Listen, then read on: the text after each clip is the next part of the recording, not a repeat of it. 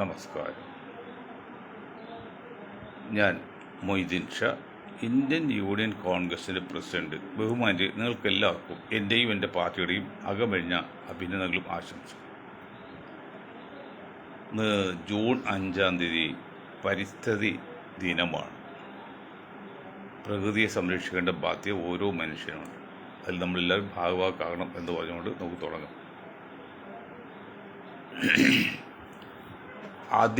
ആദ്യമായിട്ട്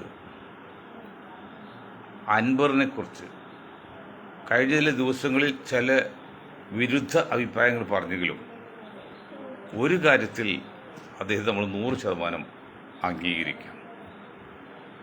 മലപ്പുറം ജില്ല വിഭജിച്ച് മറ്റൊരു ജില്ല, മലയോര ജില്ലയെന്നോ മറ്റോ പേരിട്ട് തുടങ്ങണമെന്നും അത് ഇലക്ഷൻ കഴിഞ്ഞാൽ അതിനുവേണ്ടി പ്രത്യേകം ശ്രദ്ധിക്കുമെന്ന് പറയുന്ന അദ്ദേഹത്തിൻ്റെ ആ അഭിപ്രായത്തോട്, അദ്ദേഹത്തെ പാർട്ടിയുടെ ആ അഭിപ്രായത്തോട് ഞങ്ങളുടെ പാർട്ടിയും ഞങ്ങളും പരിപൂർണ സഹകരണമാണ്.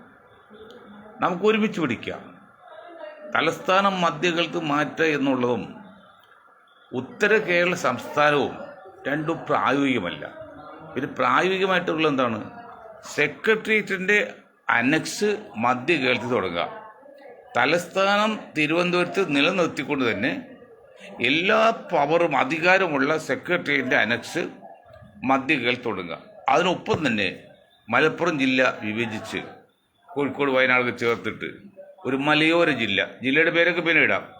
അത് ഞങ്ങളും ഞങ്ങളുടെ പാർട്ടിയും അങ്ങേയറ്റം യോജിക്കുകയാണ്. മലപ്പുറം ജില്ല രൂപീകരിച്ചെക്കുറിച്ച് ഇന്നലെ നമ്മൾ പറയുന്നില്ല. പറഞ്ഞിട്ട് കാര്യമില്ല. ബോധം ഉണ്ടെങ്കിലേ പറഞ്ഞിട്ട് കാര്യമുള്ളൂ. ബോധമില്ലാത്ത ഒരു പറ്റത്തിന് മുമ്പിൽ പറഞ്ഞിട്ട് കാര്യമില്ല. പിന്നെ മറ്റേ അൻവർ വച്ച ഡിമാൻഡ് ആഭ്യന്തരമന്ത്രിയും വനം മന്ത്രിയും പുള്ളിക്ക് വേണം ഭരണം കിട്ടാനുള്ള ഏർപ്പാട് പുള്ളി ചെയ്യുന്നതാണ്. ഞാൻ ചോദിക്കട്ടെ, എന്തിനാണ് അൻവർ നിങ്ങൾ ഇത്രയും ഒരു ഒതുക്കി പോകേണ്ടത്? നിങ്ങൾക്ക് മുഖ്യമന്ത്രിയെ ആവശ്യപ്പെടാമല്ലോ. 40% മുസ്ലിങ്ങളുള്ള കേരളത്തിൽ ഒരു മുസ്ലിം എന്തുകൊണ്ട് മുഖ്യമന്ത്രി ആയിക്കൂടാ? മുസ്ലിം ലീഗിന് മുഖ്യമന്ത്രി ഞാൻ പറയില്ല. കാരണം മുസ്ലിം ലീഗൊന്നും വ്യക്തിത്വമില്ല, വ്യക്തമായ തീരുമാനമില്ല. അത് കണ്ടില്ലേ, വഴിക്കട് പഞ്ചായത്തിൽ ഏറ്റവും മോശമായ ഒരു സംഘപരിവാറിനെ നിശ്ചയിച്ചിട്ട് അറിഞ്ഞില്ല ഉരുണ്ട് കളിക്കുകയാണ്. സംഘപരിവാറിന് ഒരിക്കലും ഒരു ശക്തമായ ഒരു അഭിപ്രായം മുസ്ലിം ലീഗോ മുസ്ലിമിൻ്റെ നേതാക്കളോ കുഞ്ഞാക്കായോ താങ്കളോ ഒന്നും എടുത്തിട്ടില്ല. ഈ കുഴപ്പം ഇതാണ്. ഘട്ടായി തന്നെ പറയണം. എന്തുകൊണ്ട് RSS നമ്മൾ എതിർക്കുന്നു? ഇതൊക്കെ കേട്ടോളൂ. ഇപ്പോൾ STPയുടെ വോട്ട് വേണ്ടെന്ന് ഇടതുപക്ഷം പറയുന്നു, ഇടതുപക്ഷ സ്ഥാനാർത്ഥി പറയുന്നു. ഞാൻ ഒന്ന് ചോദിക്കുക, ഇടതുപക്ഷ സ്ഥാനാർത്ഥി, STPക്കാളും മുസ്ലിം ലീഗിനേക്കാളൊക്കെ വളരെ തീവ്രവും വർഗീയവുമായൊരു പ്രസ്ഥാനമായിരുന്നു ശിവസേന. BJPയേക്കാൾ മോശമായിരുന്നു. BJPക്ക് പ്രാദേശികവാദമില്ല. ഇത് ശിവസേനയ്ക്ക് വർഗീയ തീവ്രവാദത്തിൽ വളരെ പ്രാദേശികവാദമുള്ള. അവർ തെറ്റ് തിരുത്തിയപ്പോൾ കോൺഗ്രസ് പാർട്ടിയായിട്ട് മഹാരാഷ്ട്രയിൽ സഖ്യം ഉണ്ടാക്കി. ശരി, അങ്ങനെ ചെയ്യട്ടെ.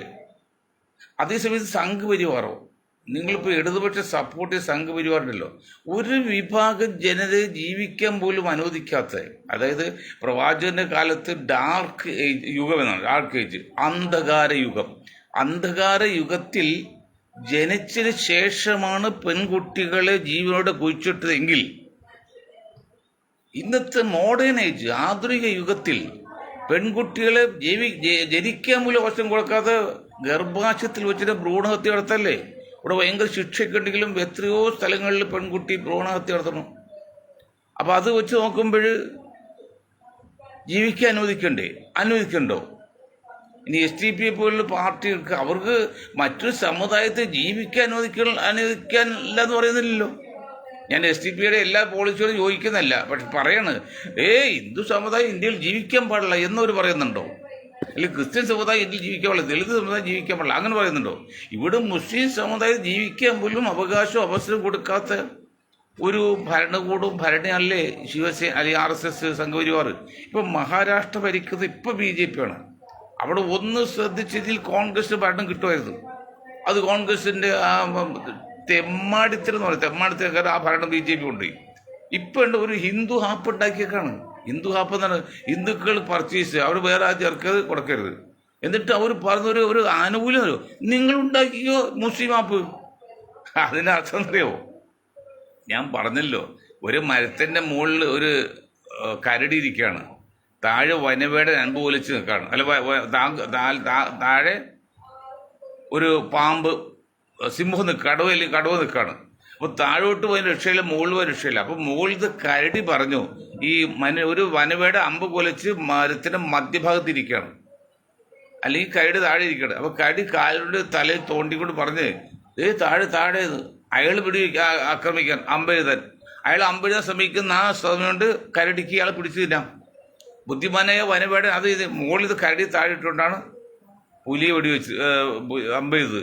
അതുപോലെ നിങ്ങൾ മുസ്ലിം ബെൽറ്റിൽ അയക്കുന്നത് ഒരു കുഴപ്പമില്ല. സംഘപരിവാറിന്, RSSനും സംഘപരിവാറിന് ഒരു കുഴപ്പമില്ല. നിങ്ങൾ മുസ്ലിമിൻ്റെ പേരിൽ ഏതെല്ലാം സംഘടനയ്ക്ക് മുഴുവൻ മുസ്ലിം യോജിക്കുന്നതാണ്.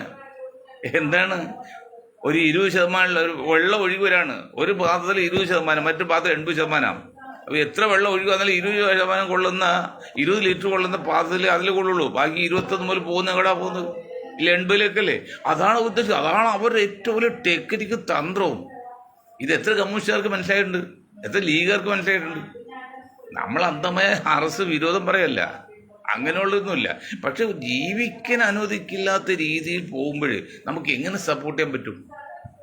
അതുകൊണ്ട് SDP ആണോ ഇവിടുത്തെ ഏറ്റവും വലിയ വർഗീയ പ്രസ്ഥാനം, തീവ്രവാദ പ്രസ്ഥാനം, അതോ സംഘപരിവാറോ?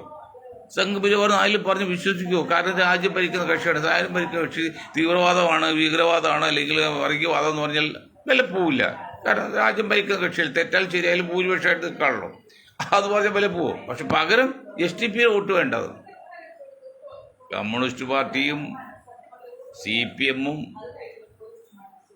എത്തപ്പെട്ടിരിക്കുന്ന അഗാധ ഗർത്തത്തിൻ്റെ ആഴം അറിയണമെങ്കിൽ ഒന്ന് നിഷ്പക്ഷമായിട്ട് ചിന്തിക്കണം, ഒന്ന് സമാധാനമായിട്ട് ചിന്തിക്കണം. എവിടെയാണ് പിണറായി വിജയൻ എത്തിയിരിക്കുന്നത്? പുലിവാല് പിടിച്ചു എന്ന് പറഞ്ഞാൽ അത് കറക്റ്റാണ്. പിണറായി സംബന്ധിച്ച് പിണറായി പിടിച്ച് പുലിവാൽ തന്നെയാണ്. 1 ഇഞ്ച് വിട്ടെടുത്താൽ വലിയ അപകടമാണ്. അത്ര കണ്ട് സംഘപരിവാറായിട്ട് ഇഴുകി ചേർന്ന്, അതായത് നിൽക്കക്കളില്ലാത്തതാണ്. അദ്ദേഹം RSകാരനായിട്ട് സംഘപരിവാറായിട്ടല്ല, പക്ഷെ അവർക്ക് ഭരണം നിലനിർത്തിക്കൊണ്ടു പോകാൻ നിൽക്കക്കളില്ലാത്ത പേരിൽ അത് അവരങ്ങോട്ട് വഴങ്ങുകയാണ്.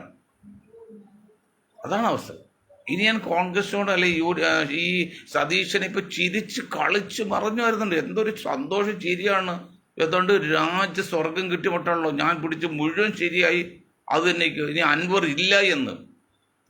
അൻവർ 76 വോട്ടിട്ട് അൻവർ ജയിക്കുന്നതൊക്കെ ഉണ്ടെങ്കിൽ അതൊന്നും നമുക്ക് യാതൊരു പ്രതീക്ഷയില്ല. അൻവറിൻ്റെ ആ കളി അത് ശരിയല്ല.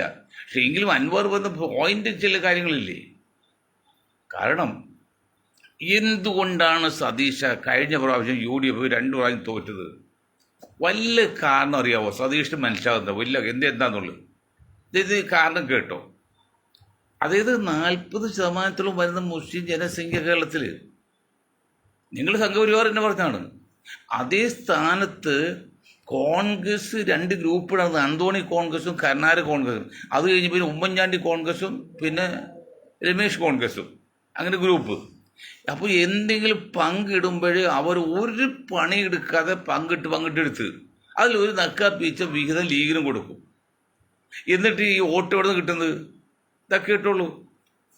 ഈ ലക്ഷക്കണക്കിന് കോടി രൂപയുടെ ബാങ്ക് ലോൺ എടുത്തിട്ട് മുങ്ങിയ ആൾക്കാരുണ്ട്. എന്നിട്ട് ബാങ്ക് എന്താണ് നിലനിൽക്കുന്നത്?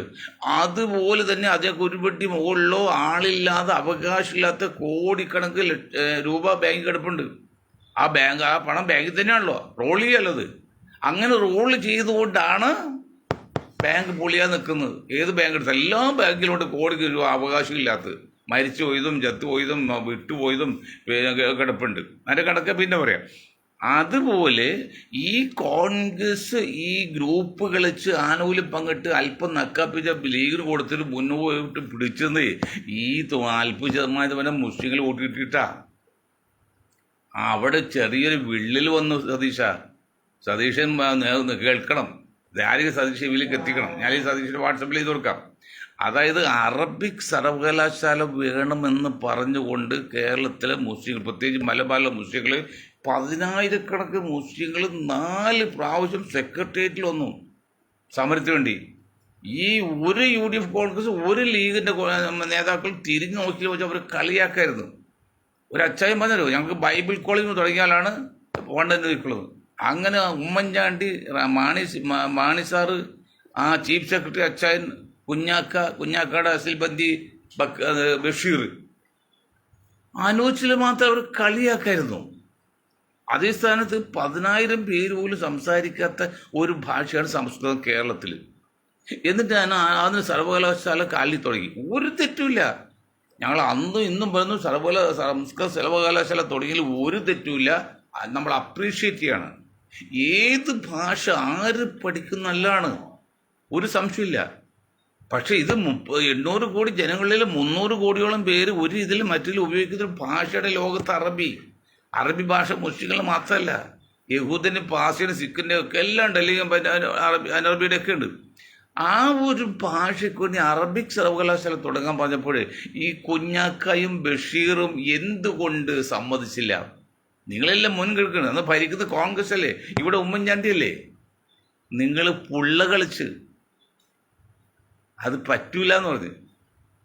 അന്ന് ആ കാലഘട്ടത്തിൽ പിന്നെ മാറാട്, പിന്നെ നമ്മുടെ കുഞ്ഞാക്കാട് നിയോജകമാണല്ലോ, മെടക്കാ കഴിഞ്ഞപ്പോൾ ഞങ്ങൾ മലപ്പുറത്ത് പോയി പത്രസമ്മേളനം നടത്തി. കുഞ്ഞാക്ക ശക്തമായ വില കൊടുക്കേണ്ടി വരും. കുഞ്ഞാക്ക ഇനി മന്ത്രിസ്ഥാനം വഹിക്കണോ വേണ്ടി തീരുമാനിക്കൽ ലീഗല്ലാത്ത മുസ്ലിങ്ങൾ തീരുമാനിക്കണം. ലീഗല്ലാത്ത നോൺ മുസ്ലിം ലീഗാരെ മുസ്ലിങ്ങൾ തീരുമാനിക്കും. അങ്ങനെ പറ്റിയ 2 ടേം കഴിച്ചിട്ടും കുഞ്ഞാക്കൾക്ക് മന്ത്രിയാകാൻ പറ്റിയിട്ടുണ്ടോ? കോൺഗ്രസ് പറ്റിയിട്ടുണ്ടോ? ഇപ്പം ഇന്നത്തെ ചിരി എന്താണ്? സതീശൻ്റെ എന്തോ ഒരു വലിയ നേട്ടം കിട്ടിയ മട്ടാണ്. വലിയ ഒരു എന്താണ് ലോട്ടറി അടിച്ച മട്ടാണ്.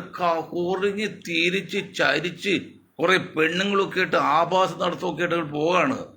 എടോ, ഈ ഇലക്ഷൻ കഴിഞ്ഞ് തിരൂര് അല്ലെങ്കിൽ മറ്റേതിന് നിലമ്പൂരിൽ ജയിച്ചെടുത്താൽ നിങ്ങളിപ്പോൾ ശരിയാണ്. നിങ്ങൾ കഷ്ടി 10,000 വോട്ടെങ്കിലും ജയിച്ചാൽ എന്താ കാര്യം? അയാൾക്ക് തോറ്റുപോയാലോ എന്തായിരിക്കും UDFിൻ്റെ സ്ഥാനം? എന്തുകൊണ്ട് തോറ്റുള്ള നിങ്ങൾ ഇപ്പോഴും മനസ്സിലാക്കുന്നുണ്ടോ?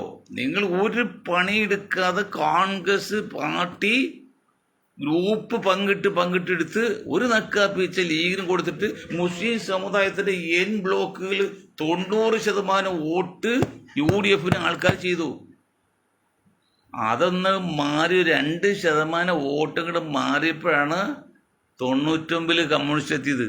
അന്ന് മുല്ലപ്പള്ളി രാമേന്ദ്രൻ പറഞ്ഞു അത് അമ്പലത്തിൻ്റെ കഴിവാണ്, ശബരിമലയുടെ കഴിവാണ്, എൻ്റെയും കഴിവാണ്. ഞാൻ പ്രസിഡന്റ് ആയിരുന്നല്ലോ.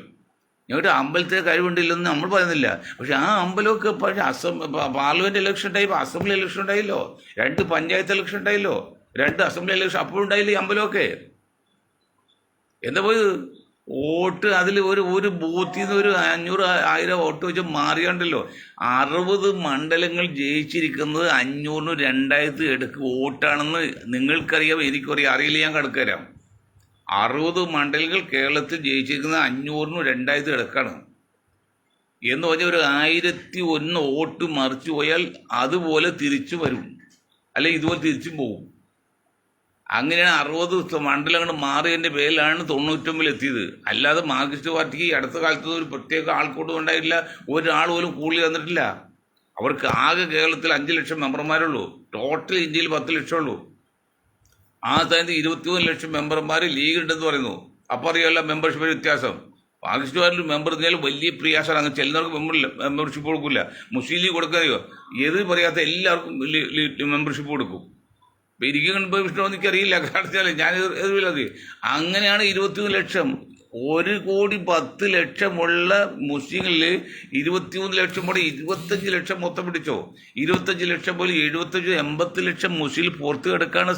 പിന്നെ സതീഷ, നിങ്ങൾ തങ്ങളെയും കുഞ്ഞാക്കലും കൂട്ടുപിടിച്ച് അവിടെ ചെന്ന് ചായം കുടിച്ച് ചിരിച്ചു കളിച്ചാൽ എല്ലാം ആയുധം നിർന്നിരിക്കുന്ന ആയിട്ടില്ലെന്ന് മാത്രം ഞങ്ങൾ പറഞ്ഞില്ല. അതാണ് കാസർഗോഡ് മുതൽ പാലക്കാടിലെ 65 സീറ്റുള്ളതിൽ 50% മുസ്ലിങ്ങളുടെ മേഖലയാണ്. എന്നിട്ട് നിങ്ങൾ മത്സരിച്ച് എത്ര സീറ്റ് കിട്ടി? 5-6 സീറ്റല്ലേ കിട്ടുള്ളൂ സതീഷ.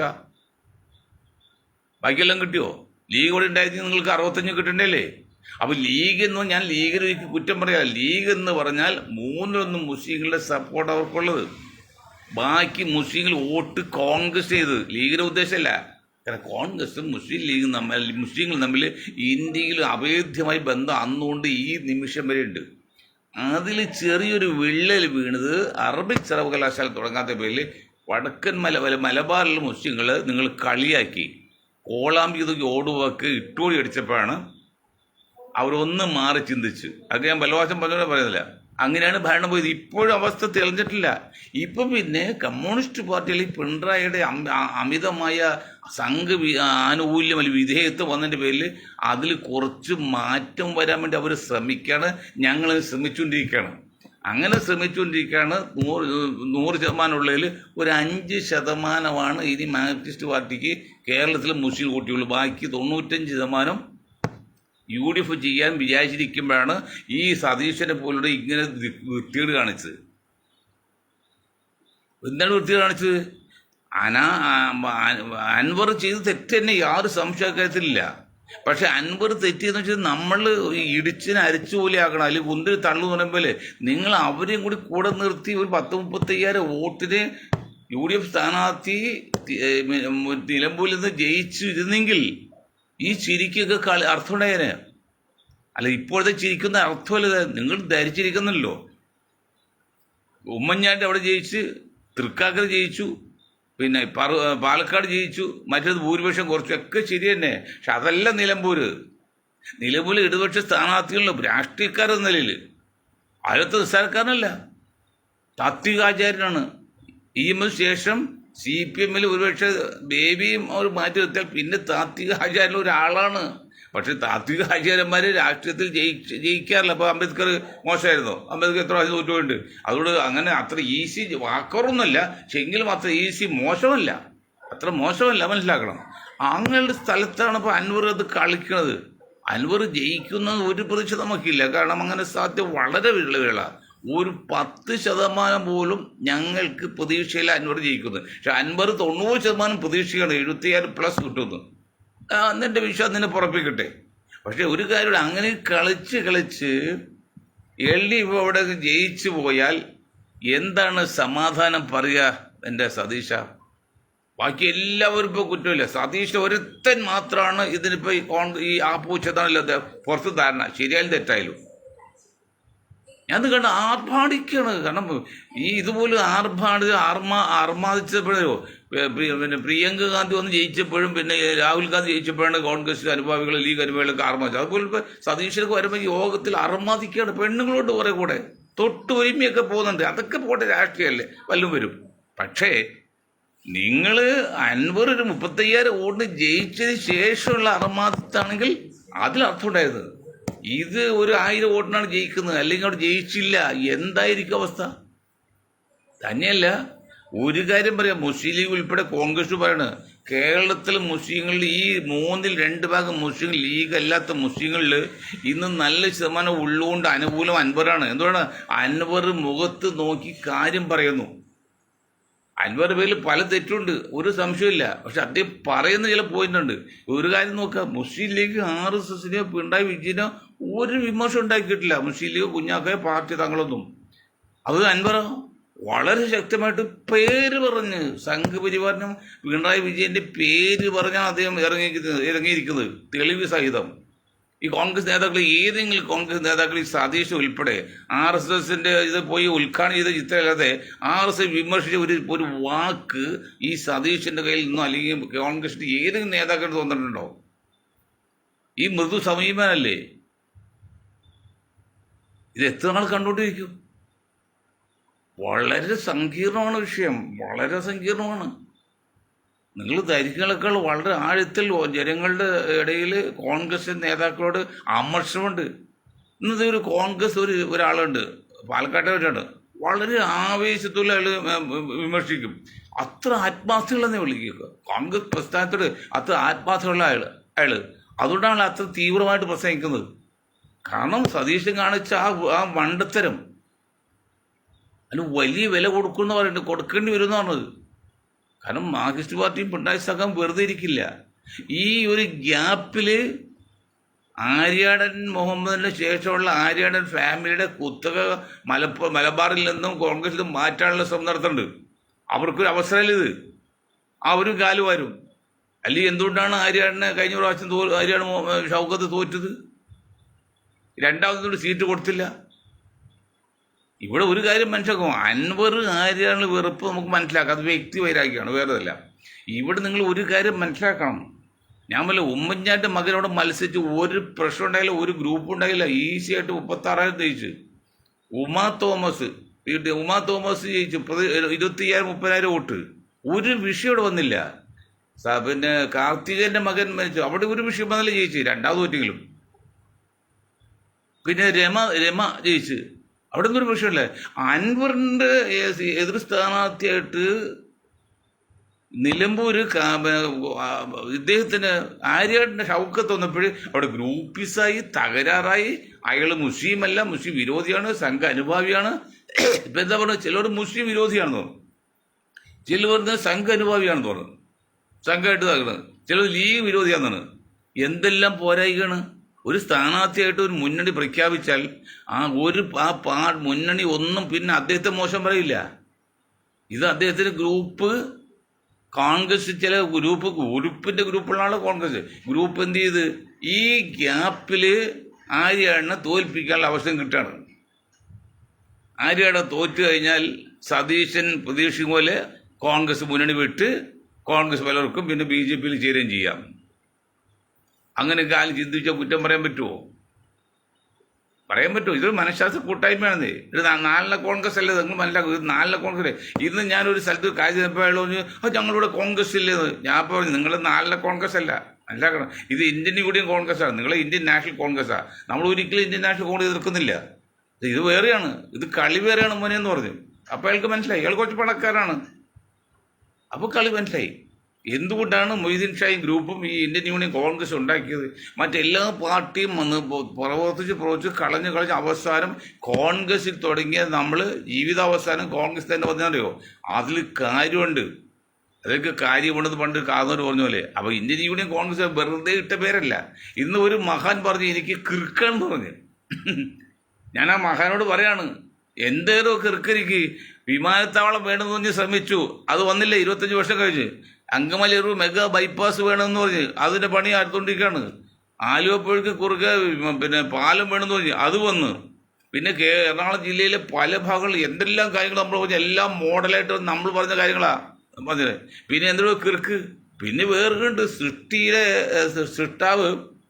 എന്ന സിനിമയുടെ നോവലിലെ എഴുത്തുകാരൻ KT മുഹമ്മദ് പറഞ്ഞ പോലെ, ഒരു പൂവിനെ അറിയാൻ വേണ്ടി, ആത്മാവിനെ അറിയാൻ വേണ്ടി 1000 പൂക്കൾ നശിപ്പിക്കേണ്ടി വരുന്ന പറഞ്ഞില്ലേ. നമ്മൾ ഓടി അങ്ങോട്ട് ഇന്ത്യൻ കൂടെ കോൺഗ്രസ് ഉണ്ടാക്കിയതല്ല, പഠിച്ചും മനസ്സിലാക്കിയും തിരിച്ചും മറിച്ചും കൂട്ടിയും കുറച്ചും ഒക്കെ ചെയ്താണ് എന്താണ് ഇന്ത്യൻ യൂണിയൻ കോൺഗ്രസ് ലാസ്റ്റിൽ വന്നത്. അല്ല, ഇന്ത്യൻ ജനതാദൾ നാഷണൽ ഉണ്ടാക്കിയിട്ട് നിങ്ങൾ എന്തോ അത് മാറി പോയി. അതൊക്കെ കാര്യമുണ്ട്.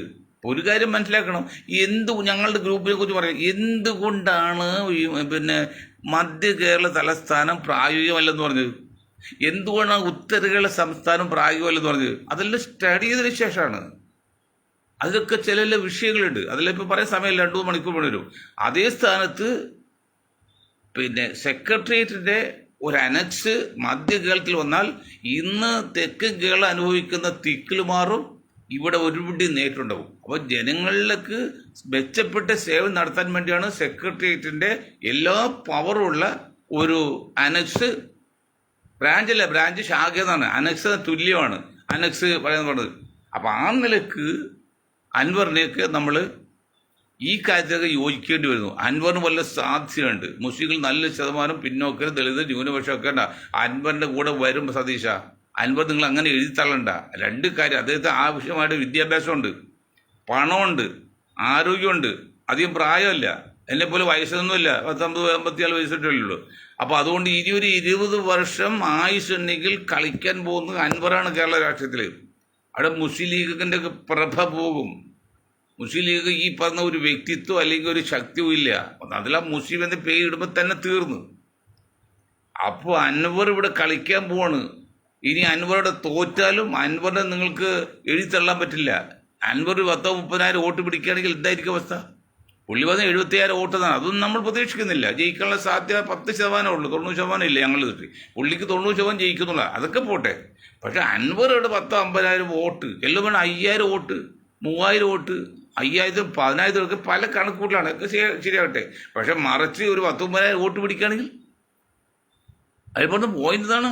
മലപ്പുറം ജില്ല വിഭജിച്ച് ഒരു ഇത് വേണം, ഓരോ ജില്ല വേണം. മറ്റത് അവിടുത്തെ പിന്നെ കൃഷിഭൂമി അല്ലെങ്കിൽ മലയോര കർഷകർക്ക് സംരക്ഷണം കൊടുക്കണം. വാസ്തവം പറഞ്ഞാൽ അൻവറിനോടൊക്കെ ചില അക്കാര്യത്തിൽ യോജിപ്പില്ല. കാരണം അറിയുമോ, ഈ മാണിയും കുഞ്ഞുമാണിയൊക്കെ ചേർന്ന് പ്രത്യേകിച്ച് കത്തോലിക്കർക്ക് കംപ്ലീറ്റ് മലയോരം പതിച്ചു കൊടുത്ത്. അപ്പോൾ മലയോരം പതിച്ചപ്പോൾ അവർ കയ്യേറി വേണ്ട മൃഗങ്ങളുടെ പോവും. കുടിക്കാൻ വെള്ളവും ഇല്ല, അവർക്ക് തിന്നാൻ ഭക്ഷണമില്ല. അപ്പോൾ അവർ ഭക്ഷണമുള്ള തോട്ടത്തിലേക്ക് വരും. അതൊരു കാരണമാണ് എന്ന് വിചാരിച്ച് ഇത്രയും കാലം ജീവിച്ചതൊക്കെ ഇപ്പോൾ നമ്മൾ അവരെ ഇറക്കി കൊണ്ടുവന്നോ അല്ലെങ്കിൽ അവർ ചേറ്റാന്ന് നമ്മൾ പറയുന്നില്ല. പക്ഷെ ഇനിയെങ്കിലും മനസ്സിലാക്കുക, ജീവിക്കാൻ അനുവദിക്കുക.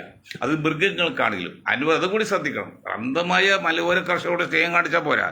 എന്തുകൊണ്ട് പിന്നീട് അവിടെ മൃഗങ്ങൾ താഴോട്ട് വരുന്നു? ഞാൻ ഒരു കാര്യം പറഞ്ഞ് നിർത്തിയേക്കാം. ഇത് വയലോപ്പിളി സീതമേനോൻ എഴുതിയ പുസ്തകം ഉണ്ടല്ലോ, കന്നിക്കൊയ്ത്ത്. അതിൽ വിരണ്ട് ഓടിയ ആനയെ വെടിവെച്ച് കൊന്ന ആ റിട്ടയേർഡ് പട്ടാളക്കാർക്ക് അവാർഡ് കൊടുത്തപ്പോൾ വയലോപ്പിള്ളി ചോദ്യം ചോദിച്ചു, എന്തുകൊണ്ട് ആന വീണ്ടോടി? രാവിലെ മുതൽ വൈകിട്ട് വരും വെളുപ്പാൻ വല്ല പണിയെടുപ്പിച്ച് വേണ്ടത്ര ഭക്ഷണം കൊടുക്കാതെ വിശ്രമമില്ലാതെ ആനയെ കൊണ്ടുവന്ന് പിന്നെ അമ്പലപ്പറമ്പിലെ മരത്തേൽ ചങ്ങലക്കിടാൻ ശ്രമിച്ച് ചങ്ങലക്കണ്ണി ജോയിൻ ചെയ്യുന്ന സമയത്താണ് വെടിക്കെട്ട് പൊട്ടി. വെടിക്കെട്ട് കേട്ട് അപ്രതീക്ഷ വന്നോട്ട് ഇയാൾ ഓടിപ്പോയി. ചങ്ങല വീടില്ല. ഇയാൾ ഓടിപ്പോയ ഒരിക്കൽ ആന ഓടിപ്പോയത് ആനയാണ്, പൂച്ചയോ പട്ടിയല്ല. അപ്പോൾ കുറേ അപകടമൊക്കെ ഉണ്ടാക്കിയിട്ടുണ്ട്. അപ്പോൾ അതുകൊണ്ടാണ് ആനയെ ഓടിയത്. അതിൻ്റെ പേരിൽ വെടിവെച്ച് കൊന്ന ആൾക്ക് അവാർഡ് കൊടുത്തതാണ്. എന്തുകൊണ്ട് കാട്ടുമൃഗങ്ങൾ, വന്യമൃഗങ്ങൾ നാട്ടിലേക്ക് ഇറങ്ങി വരുന്നതും കൂടി ചിന്തിക്കണം. അതിന് പ്രധാന ഒരു കാരണമുണ്ട് മിസ്റ്റർ അൻവർ. എന്താണ് കാരണം? മലയോര പ്രദേശം കംപ്ലീറ്റ് കാട് പതിച്ചു കൊടുത്ത് അതൊരു പ്രത്യേക വിഭാഗത കൊടുത്ത്. അതാണ് മാണി ഉമ്മൻചാണ്ടിയില്ല, മാണിയെ ഒരുത്തനാണ് കൊടുത്ത്. ഉമ്മൻചാണ്ടി ആ വകുപ്പില്ല, മാണി ആ വകുപ്പ് വർഷങ്ങളോടത്. അങ്ങനെ എല്ലാ കാടുകളും പതിച്ചു കൊടുത്ത് അവരോട് ചെയ്ത് പണിയെടുത്ത് കുറ്റം പറയാൻ പറ്റില്ല. അവർ അധ്വാനശീലരാണ്, അത് കുറ്റം പറയാൻ പറ്റില്ല. പക്ഷെ എങ്കിലും ഇനി പരിഗണിക്കുമ്പോൾ അക്കാര്യം കൂടി പരിഗണിക്കണമെന്ന് പറഞ്ഞുകൊണ്ട് ഞാൻ എൻ്റെ കാര്യം ഇത്രയും പറഞ്ഞുകൊണ്ട് നിർത്താണ്. നിങ്ങൾക്ക് 1000 നന്ദി. ജയ് ഹിന്ദ്.